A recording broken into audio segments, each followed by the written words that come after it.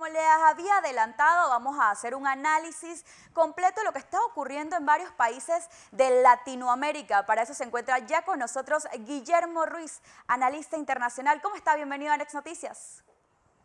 Muchas gracias, Madeleine, y muchas gracias a todos los que nos ven a través de Next a esta hora. Guillermo, me gustaría que iniciáramos con Perú. Estas elecciones entre Keiko Fujimori y Pedro Castillo, que para muchos eran catalogadas como escoger lo mejor de lo peor, dos extremas bastante opuestas. Keiko buscando pues estas terceras elecciones, Pedro Castillo, un personaje bastante peculiar. ¿Qué me tienes que decir sobre estas elecciones que todavía no tienen un real ganador?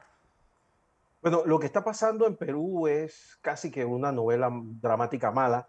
En este momento ya Pedro Castillo pues sería el presidente, pero ante las impugnaciones que ha puesto la campaña de Keiko Fujimori, esto va a demorar por lo menos una semana más. El conteo no se hace por acta, se hace por voto. Y esto se está haciendo con 5 o 6 jueces a la vez y voto a voto y demora hasta 10 minutos cada una de estas impugnaciones. Entonces, ponte a ver que pues, estamos hablando de casi 800 actas que está impugnando Keiko Fujimori.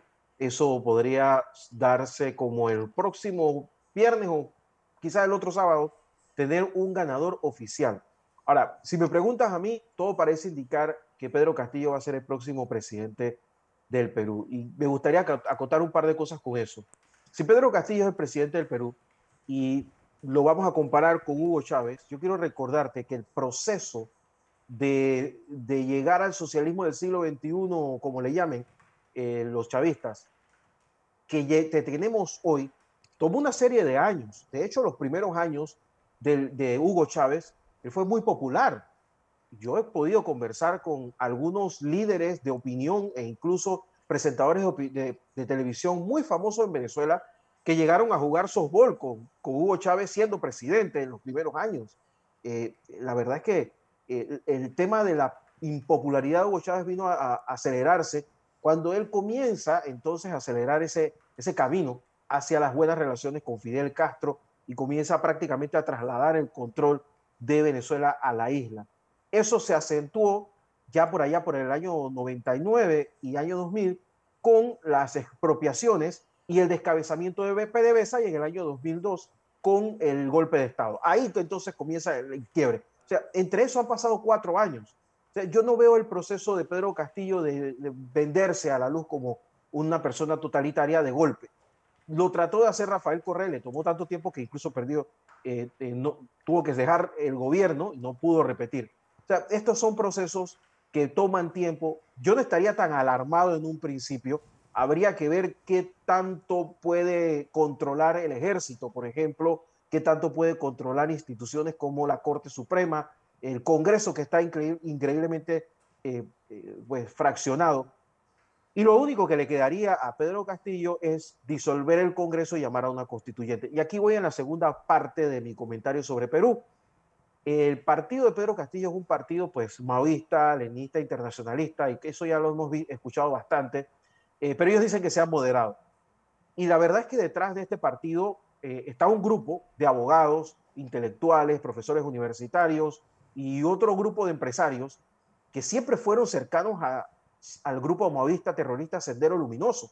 Lo que pasa es que como todos estos grupos tienen un grupo ideológico y tienen un grupo militar, en el caso del papá de Keiko Fujimori, Alberto Fujimori, con Vladimiro Montesinos, se encargaron de desmontar la cúpula militar este grupo Sendero Luminoso. Pero la cúpula intelectual se mantuvo ahí, atomizada, disgregada, pero ahí. Eso se ha vuelto a recomponer y están detrás de Pedro Castillo y van a llegar al poder por los votos, por lo que parece todo indicar. Definitivamente. Entonces, para tu forma de pensar, lo de Pedro Castillo va a tomar un tiempo para que se pueda ver si se tirará a una izquierda totalitaria. Yo creo que la acentuación de un totalitarismo tipo Maduro, como hay ahora mismo, las últimas épocas de Chávez va a tomar mucho tiempo. Y yo creo que el país que más se ha tratado de venezolanizar en los últimos años es Argentina, perdón. Y ahí vemos cómo Cristina Kirchner todavía no ha podido llegar hasta allá. No es un proceso rápido, no es un proceso fácil, porque tienes que cooptar todas las estructuras del Estado. Eso significa que tendrías que disolver la constitución vigente. Y hay que ver si poderes tan fácticos como el ejército están dispuestos a ponerse detrás de estos señores. Recordemos que el ejército de Perú y el lado militar de Sendero Luminoso nunca estuvieron a la par. De hecho, fueron grandes enemigos. Entonces, habría que ver qué pasa ahí. Recordemos que no sería la primera vez que Perú cae en un izquierdismo extremo. Ya en los años 60 Perú tuvo una dictadura militar de izquierda. Así que vamos a ver qué termina pasando. Yo todavía no estaría tan alarmado. Ahora, este tema de la segunda vuelta también podríamos traspolarlo a Panamá, porque muchas veces personas han solicitado que se aplique este tema de la segunda vuelta en las elecciones, pero con estos resultados que estamos viendo en Perú, con unas votaciones pues tan cercanas una del otro, un 50%, donde se polariza la población de un país, ¿sí es factible utilizar la segunda vuelta? Bueno, habría que ver si a la gente no le molesta eso de ir dos veces a votar. El panameño realmente no le gusta votar fuera de las elecciones generales. Y tú lo ves cada vez que hay un referéndum. Cuando hay un referéndum en Panamá, te vota entre el 40 y el 50% de la población. Cuando hay elecciones generales, te vota más del 75%. Eso significa que el panameño le gusta su sistema de tener un proceso electoral cada 5 o 4 años, o 6, como quieran, pero un solo proceso electoral. El panameño es, como lo dicen las estadísticas del Tribunal Electoral, es muy politizado, está inscrito, casi la mitad de los panameños en edad productiva están inscritos en partidos políticos, pero no le gusta militar.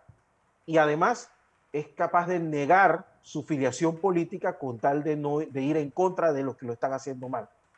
Eso pues lo han estudiado muchos politólogos aquí en Panamá como Harry Brown, y te puedo decir que extrapolar situaciones como Perú, es más, extrapolar cualquier situación de Sudamérica en Panamá, lo veo muy complicado. Políticamente hablando, Panamá es muy diferente al resto de la región. Ahora, ¿tú crees que Pedro Castillo, en caso tal de que se declare al final como el presidente de Perú, sí llegue a cumplir su mandato completo? Porque en Perú han estado pasando por unas situaciones políticas bastante difíciles en las que los presidentes casi ni terminan su mandato. Mira, la verdad es que si te doy la respuesta, posiblemente también me gane el gordito. Entonces es un poco complicado que yo te dé una respuesta porque de verdad no la tengo. Sí te puedo decir, Perú es un país con un Producto Interno Bruto creciente, que le ha ido bien, a pesar de hoy ser el país con la mayor tasa de mortalidad por COVID-19. Es un país que está sumamente empobrecido fuera de sus áreas urbanas, y la votación lo demostró. La votación que tenía Pedro Castillo en las áreas más pobres, o sea, la casi totalidad del Perú, dio incluso un porcentaje de 6-1. Fue una votación abrumadora. De hecho, con todos los casi 300.000 votos por encima que tenía Keiko Fujimori en el extranjero sobre Pedro Castillo, no logró empatarlo, porque el área rural del Perú pues neutralizó esa subida de los votos. Y eso te dice lo difícil que es. O sea, Perú no es un país dividido en dos. Perú es un país dividido socialmente en área urbana y en área rural. Y esa es la verdad del Perú. Definitivamente. Ahora vamos con Nicaragua, porque ellos están pues a 5 meses de sus elecciones, pero ya están ocurriendo cosas que podrían llamarnos mucho la atención. 4 posibles contrincantes de Daniel Ortega, el presidente, pues han sido detenidos. ¿Cuál es tu lectura acerca de esto? Mira, ahora mismo se encuentran detenidos Juan Sebastián Chamorro, Cristiana Chamorro, Arturo Cruz y mi buen amigo Félix Maradiaga. Son personas que, Madeleine, lo único que han hecho es pedir democracia para Nicaragua, un país empobrecido como muchísimos que me están viendo ahora mismo no tienen idea. O sea, solamente hay que ir a Managua y darse cuenta de lo empobrecido que está ese país.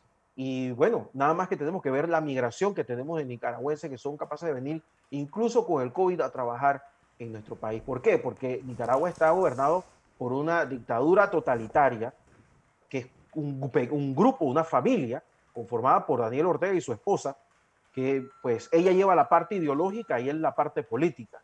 Y ellos trabajan en función de, primero, ella en una parte esotérica, espiritista, que yo no quiero entrar ahora mismo, y él en una parte política, pues sumamente apoyada por Venezuela y por Cuba. Dicho esto, tienen el control del ejército, de la policía, de la Corte Suprema, del Parlamento. O sea, Nicaragua es un país cooptado en todos sus extremos.